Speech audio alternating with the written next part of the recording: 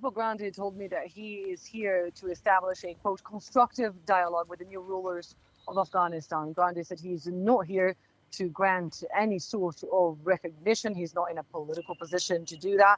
He's here as a humanitarian, he says, to negotiate access to those most vulnerable, most in need here in Afghanistan. And as we heard in that conference, as many as 1 million children could die here in this country if their most basic needs are not met.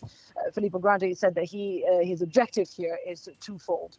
One, to make sure that aid gets in, and two, to make sure that his local staff can continue to operate, including women. Filippo Grandi said that through negotiations of humanitarian access and aid, other subjects could be brought up. When I spoke to him earlier today, I also conveyed the message that I've been hearing in the streets of Kabul lately.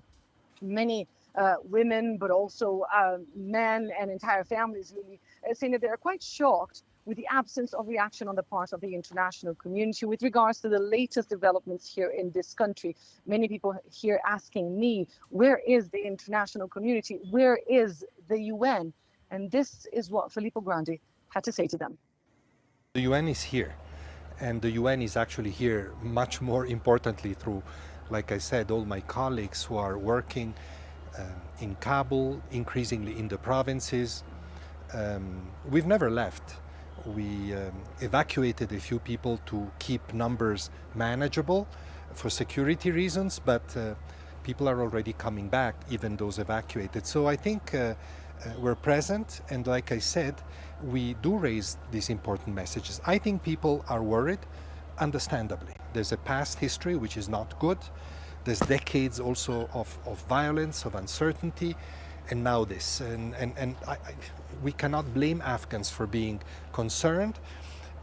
Today, in my meeting with one of the ministers, I said that it was extremely important for the UN, for NGOs, that women working in our program continue to work, because this was the message that my women colleagues asked me to convey.